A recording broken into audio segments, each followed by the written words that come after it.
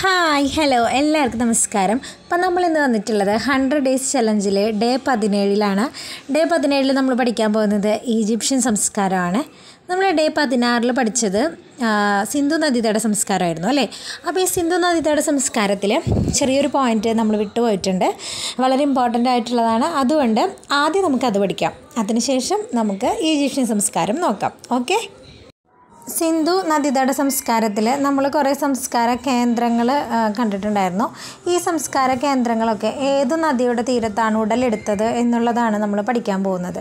അപ്പോൾ സിന്ധു നദീതട സംസ്കാരം അല്ലെങ്കിൽ ഹാരപ്പൻ സംസ്കാരത്തിൽ ചില കേന്ദ്രങ്ങൾ, സംസ്കാര കേന്ദ്രങ്ങളിൽ ഒന്നാണ് ഹാരപ്പ രവി നദിയുടെ തീരത്താണ്. മോഹൻജൊദാരോ സിന്ധു നദിയുടെ തീരത്താണ്.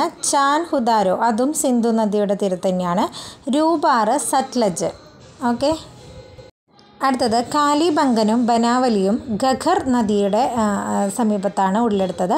ഇനി ധോളാവീര ലൂണി നദിയുമായിട്ടാണ് നമ്മൾക്ക് ബന്ധപ്പെടുത്താൻ സാധിക്കുക. ഓക്കെ. അപ്പോൾ എല്ലാ നദികളും അതിൻ്റെ സംസ്കാര കേന്ദ്രങ്ങളും പഠിച്ചു വയ്ക്കണം. ധോളാവീര, ലൂണി. അടുത്തത് അമ്രി എന്ന സംസ്കാര കേന്ദ്രമാണ്. അമ്രി സിന്ധു നദിയുടെ തീരത്താണ്. മിത്തൻ യമുന നദി, കോഡ്ദിജി സിന്ധു. അടുത്തത് ലോത്തൽ നമുക്കറിയാം, നമ്മൾ നോട്ടിൽ നേരത്തെ പറഞ്ഞതാണ്. സബർമതിയുടെയും ബൊഗാവോയുടെയും നദീതീര പ്രദേശങ്ങളിലാണ് ലോത്തൽ ഉടലെടുത്തത്. പിന്നെ സുത്കാജൻദോർ ദാഷ്ട് നദിയുടെ തീരത്താണ്.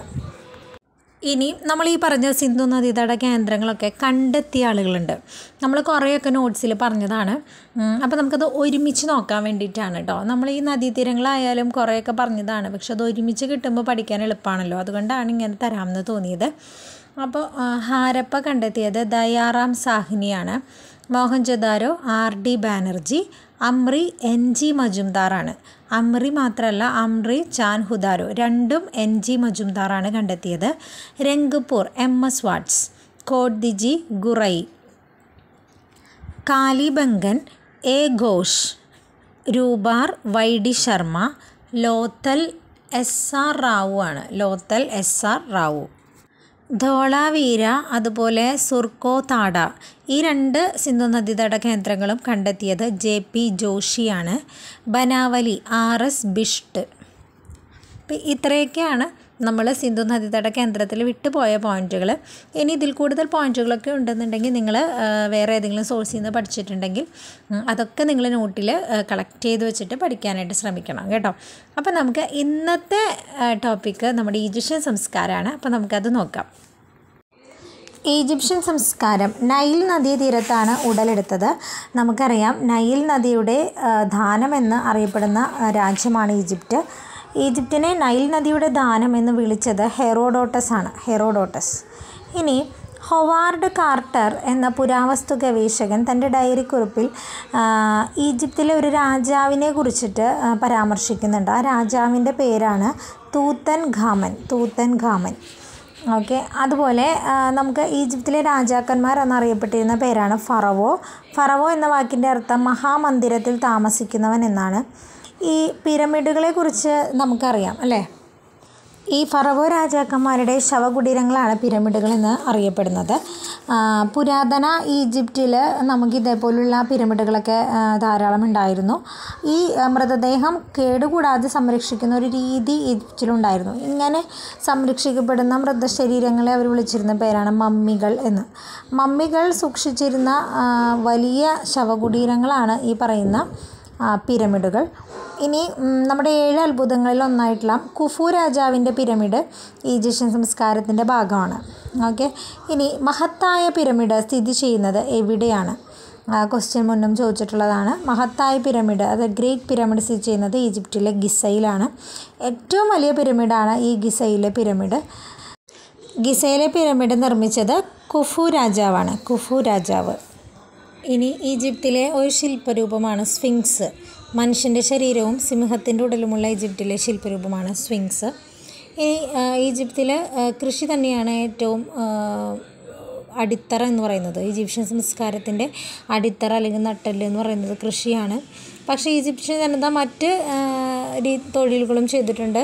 നെയ്ത്ത്, സ്ഫടികപാത്ര നിർമ്മാണം, ഇതൊക്കെ അവർ ചെയ്തിരുന്നു. അതുപോലെ ഈജിപ്തുകാരുടെ എഴുത്ത് ലിപിയാണ് ഹൈറോഗ്ലിഫിക്സ് ലിപി. ഹൈറോഗ്ലിഫിക്സ് എന്ന വാക്കിൻ്റെ അർത്ഥം വിശുദ്ധമായ എഴുത്ത് എന്നാണ്. ചിഹ്നവും അക്ഷരരൂപവും ഒക്കെ കൂട്ടിച്ചേർത്ത ഒരു ലിപിയാണ് ഹൈറോഗ്ലിഫിക്സ്. ഇനി ഇത് നമ്മൾ കണ്ടെത്തിയത് നൈൽ നദീതീരത്ത് നിന്നും ഒരു റോസെറ്റ എന്നൊരു ശില്പം കിട്ടിയിരുന്നു. ആ ശില്പത്തിൽ നിന്നാണ് ഹൈറോഗ്ലിഫിക്സ് ലിപി കണ്ടെത്തിയത്. ഹൈറോഗ്ലിഫിക്സ് ലിപി എഴുതാൻ ഉപയോഗിച്ചിരുന്നത് പാപ്പിറസ് ചെടിയുടെ ഇരയും അതുപോലെ തടി അതൊക്കെ ഉപയോഗിച്ചിട്ടാണ്. അതുപോലെ ഈ ഹൈറോഗ്ലിഫിക്സ് ലിപി നമ്മൾ എഴുതുന്നത് വലത്ത് നിന്ന് ഇടത്തോട്ടാണ് എഴുതുക. ഹൈറോഗ്ലിഫിക്സ് ലിപി ആദ്യമായി വായിച്ച ഫ്രഞ്ച് പണ്ഡിതനായിരുന്നു ഷാംപോലിയോ. ഇനി ഈജിപ്ഷ്യൻ ജനത കണ്ടുപിടിച്ച കുറച്ച് കാര്യങ്ങളാണ്. സൗരപഞ്ചാംഗം, സൂര്യഘടികാരം, ദശാംശ സമ്പ്രദായം, ജലഘടികാരം, അതുപോലെ സൂര്യൻ്റെ അടിസ്ഥാനപ്പെടുത്തിയിട്ടുള്ള കലണ്ടർ, ത്രികോണം, ചതുരം ഇവയുടെ വിസ്തൃതി കാണാൻ അറിയുന്ന സംസ്കാരമായിരുന്നു ഈജിപ്ഷ്യൻ സംസ്കാരം. അങ്ങനെ ധാരാളം കോൺട്രിബ്യൂഷൻസ് ഈജിപ്ഷ്യൻ സംസ്കാരത്തിൽ നിന്ന് ലഭിച്ചിട്ടുണ്ട്.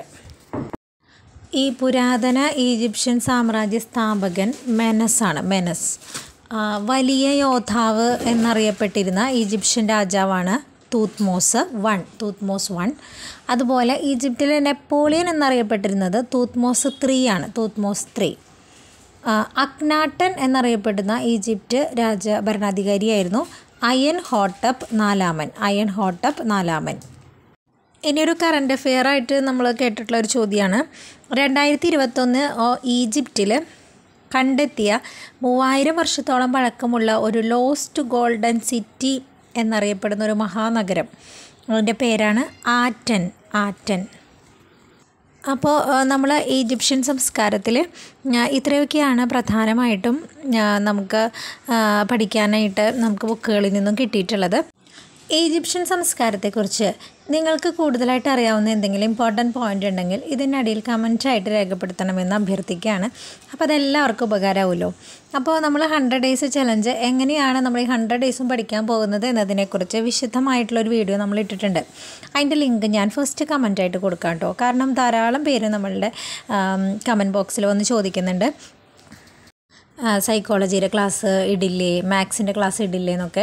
അപ്പോൾ നമ്മളുടെ 100 ഡേയ്സ് നമ്മൾ എങ്ങനെയാണ് പഠിക്കാൻ പോകുന്നതിനെക്കുറിച്ചുള്ള വിശദമായ വീഡിയോ കണ്ടു കഴിഞ്ഞാൽ നമുക്ക് ഈ സംശയങ്ങളൊന്നും ഉണ്ടാവില്ല. ഇതൊക്കെ നമ്മൾ ടൈം ടേബിളിൽ ഉൾപ്പെടുത്തിയിട്ടുണ്ട്. അപ്പോൾ അതനുസരിച്ച് വീഡിയോ വരും. അപ്പോൾ സിലബസിൽ നമ്മൾ ഈജിപ്ഷ്യൻ സംസ്കാരമാണ് ഇന്ന് പഠിക്കേണ്ടത്. പക്ഷേ അതിൻ്റെ കൂടെ നമ്മൾ SCRT പഠിക്കുന്നുണ്ട് അല്ലേ. അപ്പോൾ SCRTയിൽ ഇന്ന് പഠിക്കേണ്ടത് 6ാം ക്ലാസ്സിലെ സയൻസിലെ 2ാമത്തെ ചാപ്റ്ററാണ്. 6ാം ക്ലാസ്സിലെ സയൻസ് 2ാമത്തെ ചാപ്റ്ററാണ് നമ്മളിന്ന് പഠിക്കുന്നത്. ഓക്കെ. പിന്നെ നമ്മൾ ഇംഗ്ലീഷ് ഓൾറെഡി നമ്മൾ 2 ടോപ്പിക്കാണ് നമ്മൾ 2 ആഴ്ച കൊണ്ട് തീർത്തത്. 1ാമത്തെ ആഴ്ചയിൽ നമ്മൾ പഠിച്ചത് ആർട്ടിക്കിൾസ് ആയിരുന്നു. 2ാമത്തെ ആഴ്ചയിൽ കൺകോഡ് പഠിച്ചു. ഇതിപ്പോൾ 3ാമത്തെ ആഴ്ചയാണ് അല്ലേ. അപ്പോൾ 21 വരെയുള്ള ദിവസം കൊണ്ട് നിങ്ങൾ ടെൻസാണ് പഠിച്ചു തീർക്കേണ്ടത്. ഇപ്പോൾ ഇംഗ്ലീഷ് ക്ലാസ്സുകൾ ഞാനിപ്പോൾ സമയത്തിൻ്റെ പരിമിതി മൂലമാണ് ഇടാത്തത്.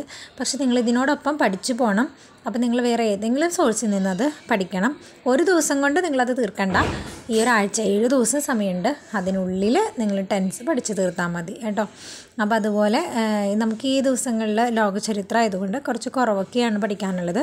ആ സമയത്ത് മുൻ ആഴ്ചകളിൽ നമ്മൾ പഠിച്ചത് റിവിഷൻ ചെയ്യാനായിട്ടും ശ്രദ്ധിക്കണം. അപ്പോൾ എല്ലാവരും പഠിക്കുന്നുണ്ടെന്നാണ് വിശ്വസിക്കുന്നത്. ഇനി പറയാനുള്ളത് ഒരു പ്രധാനപ്പെട്ട കാര്യമാണ്. അതായത് നമ്മളെല്ലാം ചിന്തിക്കുന്നത് നമ്മൾ പഠിക്കുന്നുണ്ടല്ലോ എന്ന് മാത്രമാണ്. പക്ഷേ നമുക്ക് ചുറ്റുമുള്ളവർ നമ്മളെക്കാൾ കൂടുതൽ പഠിക്കുന്നുണ്ട് എന്ന് നമ്മളെപ്പോഴും ചിന്തിക്കണം. എന്നാൽ മാത്രമാണ് നമുക്കൊരു ആരോഗ്യകരമായ ഒരു സ്പിരിറ്റ് ഉണ്ടാവുള്ളൂ, ഒരു സ്പോർട്സ്മാൻ സ്പിരിറ്റ് ഉണ്ടാവുള്ളൂ. നമ്മൾക്ക് ചുറ്റുമുള്ളവർ ഈ UP എക്സാമിന് LP UP എക്സാമിന് അപ്ലൈ ചെയ്ത ധാരാളം പേരുണ്ട്. അവരൊക്കെ നമ്മളെക്കാൾ നന്നായിട്ട് പഠിക്കുന്നുണ്ടാവും. അപ്പോൾ നമ്മൾ അലസമായി കളയുന്ന ഓരോ നിമിഷത്തിലും നമ്മുടെ മനസ്സിൽ ആ ചിന്ത ഉണ്ടായിരിക്കണം. ഞാൻ അലസമായിട്ടൊരു 5 മിനിറ്റ് കളഞ്ഞിട്ടുണ്ടെങ്കിൽ ആ 5 മിനിറ്റ് കൊണ്ട് എന്നേക്കാൾ മുന്നിലേക്ക് 100 പേരൊക്കെ കയറിപ്പോയിട്ടുണ്ടാവും. അപ്പോൾ നമ്മളുടെ റാങ്ക് ലിസ്റ്റ് വരുമ്പോഴത്തെ അവസ്ഥ അങ്ങനെയാണ്. റാങ്ക് ലിസ്റ്റിൽ നമുക്ക് 0.3 മാർക്കിൻ്റെ ഡിഫറൻസ് കൊണ്ട് നമുക്ക് റാങ്കുകളുടെ ഡിഫറൻസ് പറയുന്നത് വളരെ വലുതായിരിക്കും.